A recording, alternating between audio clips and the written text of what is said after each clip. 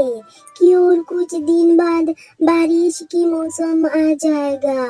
अब मुझे अंडा देने का समय हो गया और अब घर भी ठीक नहीं, क्या करूं? अरे टूनी, तुम इतनी उदास क्यों हो? सही टाइम आने पर सब कुछ ठीक हो जाएगा। सुनो, कल हम दोनों बिलासपुर जंगल जाएंगे। वहाँ मीनू मौसी रहती है। मीनू मौसी मजबूत और अच्छे घर बेचते हैं। अगले दिन सुबह दोनों बिलासपुर जंगल के लिए रवाना हुआ। कुछ देर बाद रानी और टूनी मीनू मौसी के पास पहुंचा। प्रणाम मीनू मौसी, आप कैसे हो?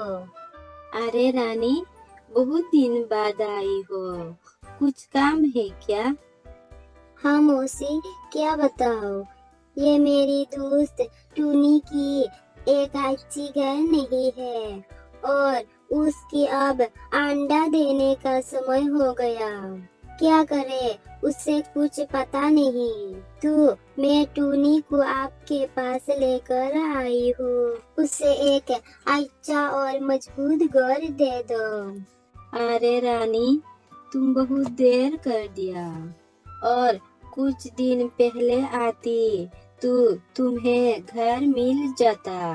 जंगल की सभी चिड़िया आकर सभी घर ले गए। अब तो मेरे पास घर नहीं है। अब कुछ दिन बाद जंगल में बारिश होगा। मीनू मौसी, हम बहुत दूर से आए हैं। अब आपके पास घर नहीं है। आप कुछ बताओ, हम क्या करें? अरे बच्चा, अब मैं बहुत व्यस्त हूँ, लेकिन बारिश की दिन आने से पहले मैं तुम्हें एक अच्छा और मजबूत घर बना कर दे दूंगी। तुम कुछ दिन अपेक्षा करो। ठीक है मौसी, हम अभी आए। अरे रानी, मीनू मौसी के पास घर तो नहीं मिला। अब हम क्या करेंगे? मुझे तो बहुत चिंता हो रही है। अरे टूनी, तुम इतनी चिंता क्यों करती हो? ऊपर वाला है ना। हाँ रानी, फिर भी घर नहीं मिला तो बहुत दिक्कत हो जाएगा। बारिश के दिन में कैसे मुसीबत होगा। अच्छा टूनी, अगर बारिश ज्यादा हो और तुम्हें घर ना मिले तो तुम मेरी घर में रह लोगी। ऐसे कुछ दिन बीत गया। टूनी चिड़िया अपनी गौशाला में एक अंडा दिया। अरे, ये अंडा कितना सुंदर है। कुछ दिन बाद इस अंडे से एक बच्चा निकलेगा। टूनी चिड़िया अंडे को गौशाला में रखकर अनाज लेने चला गया। टूनी अनाज जमा करते समय जंगल में बहुत जोर से हवा चला। हवा बहुत जोर से चल रहा था, जिसके कारण टूनी अच्छे से उड़ नहीं पा रहा था। अरे, इतनी जोर से हवा आ रही है कि हम उड़ नहीं पा रहे हैं। क्या पता मेरी अंडा और गौशाला का क्या हो रहा होगा। टूनी बहुत मेहनत करके अपने गौशाला के पास आया और देखा कि टूनी की अंडा और गौशाला नीचे गिरा हुआ है, जो एकदम टूट गया। ठीक उसी समय बहुत जोर से बारिश आया। टूनी क्या करेगी, कुछ सोच नहीं पाया। पास में एक बड़ा पेड़ था। टूनी उस पेड़ में चढ़ गया। लगातार 2 दिन बारिश हुई। टूनी के पास खाने के लिए कुछ नहीं था। टूनी 2 दिन भूखा रहा।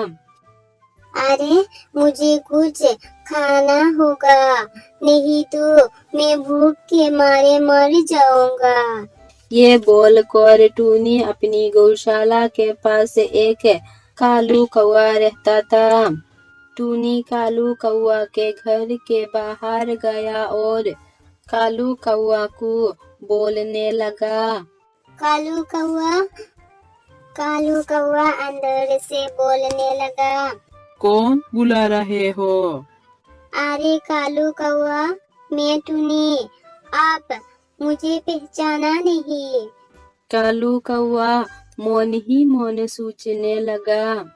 अरे ये टूनी, अगर उससे मैं अपनी घर में जगह दे दिया तो वो कुछ दिनों में अंडा देगी और फिर वो अनाज लेने नहीं जा पाएगी और मेरी सारी अनाज टूनी खा लेगी। अरे टूनी, क्या काम है बताओ? मेरी दोस्त आकर घर में जगह नहीं है और अनाज भी नहीं है। अब तुम जाओ, मैं किसी चिड़िया को सहायता नहीं कर सकती। टूनी निराश होके तोता के पास चला गया। अरे तोता, दरवाजा खोलो, मैं बारिश में पूरी भीग चुकी हूँ और 2 दिन हो गया मैं कुछ खाया नहीं। तोता टूनी की आवाज सुनकर बाहर चला आया। अरे टूनी, तुम इतनी बारिश में क्यों आई हो? क्या हुआ? अच्छा, अंदर आओ। अरे तोता, तुम्हें पता है, मैं अनाज लेने गया था।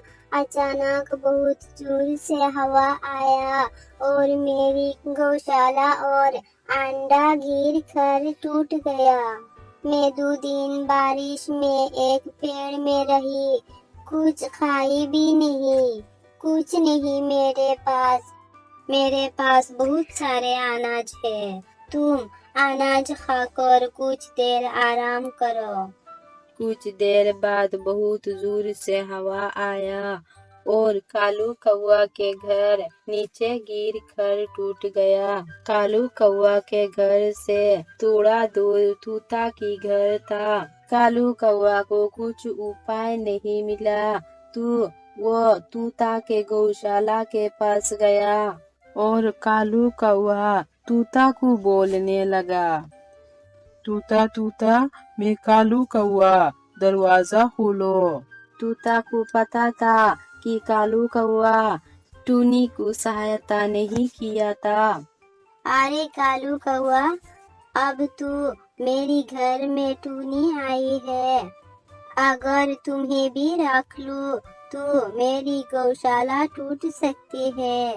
कालू कौआ तोता को बहुत मिन्नती की, लेकिन तोता कालू कौआ की कोई बात नहीं सुनी। अरे तोता, कालू कौआ को तुम अंदर लाओ, क्योंकि मैं बारिश की ठंड भूगी हूँ। टूनी की बात सुन के तोता ने दरवाजा खोला। कालू कौआ टूनी को बोला। टूनी, बहुत सारे धन्यवाद, मुझे माफ कर देना। मेरे पास घर था, फिर भी मैं अपनी घर में तुम्हें जगह नहीं दिया।